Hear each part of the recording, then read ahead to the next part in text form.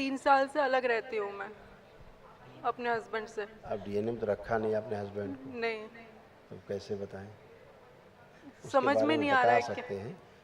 उसको देखिए आप आंख बंद करके, फोटो है उसका, फोटो देखिए अपने हस्बैंड का, देखिए कैसे आदमी है।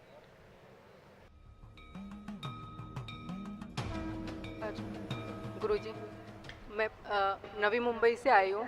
डीएनए में खुश मैं और मेरा बेटा है।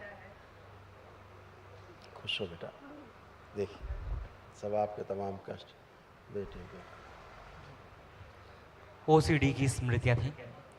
ओसीडी का मतलब सब कुछ गंदा गंदा दिखना, गंदा गंदा होना, परिवार के सदस्यों से देख करके नफरत होना, चिढ़ होना, अकेले रहने का मन करना, किसी से बात करने का मन ना होना, सिर में दर्द और फटन की स्मृतियाँ थी, मासिक संबंधित कष्टों की स्मृतियाँ थी, पेट दर्द की स्मृतियाँ थी, कमर में दर्द, अकड़न जकड़न फटन की स्मृतियाँ थी, संबंध खराब कराने वाली स्मृतियाँ थी, अकेले रहने वाली स्मृतियाँ थी, गंदे सपने आते थे, गंदे स्पंदन होते थे, गर्भाशय में फाइब्राइड्स बन रहे थे, ब्रेन ट्यूमर्स की स्मृतियाँ थी, ज्वाइंट पेन की स्मृतियाँ थी, डीएमडी मस्कुलर डिस्ट्रॉफी की स्मृतियाँ थी, गॉल ब्लैडर में सड़न हो रही थी, त्वचा में खुजली और जलन होना, चक्कर आना, श्वास घुटन की स्मृतियाँ थी, कैंसर की स्मृतियाँ थी, गले में, रेक्टम में, ओवरी में, मुंह में, कोलोन में और सर्विक्स में।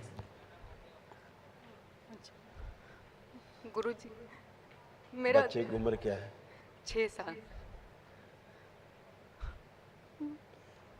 कोई बात नहीं, उसकी मैं क्या फोटो करूं देखो। गुरुजी? कुछ नहीं, दरबार करेगा। फोटो देखो उसकी, बच्चे की फोटो है, आंख बंद करके देखो उसको।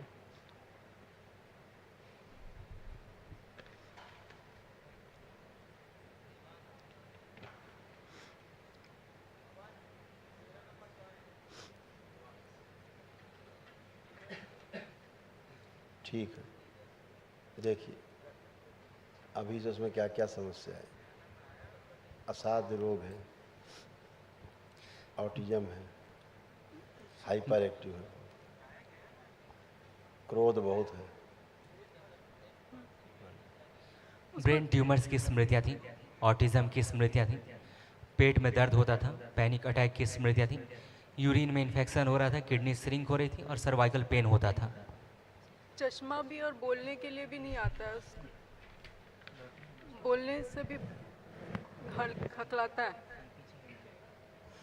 सेरेब्रल पाल्सी भी है उसको, बोन मैरो असाध्य रोग। बोन मैरो दूषित था, ब्रेन में क्लॉटिंग था, दौरे की स्मृतियाँ थी और एमएनडी की स्मृतियाँ थी, मोटर न्यूरॉन डिजीज की। और ऑक्सीजन मस्तिष्क को पूरी प्रॉपर नहीं पहुंच पाती थी, उसको नहीं पहुंचती है। बाबा, एक बात पूछनी थी। क्योंकि जब उसकी डिलीवरी हुई हाँ, तभी वो डैमेज हुआ, वो प्रीमेच्योर बेबी था। तभी और डैमेज हुआ। जब डिलीवरी हुई तो डैमेज हुआ। बहुत तकलीफ दिया था। अब मैं क्या करूं? मैं साथ वापस जाऊं कि अलग हो गई हूं?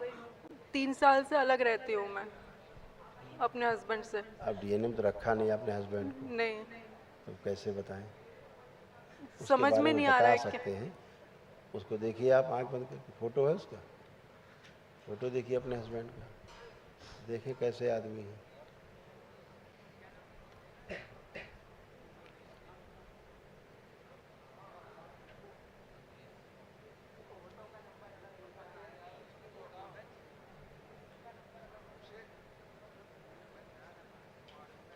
अभी करेंगे।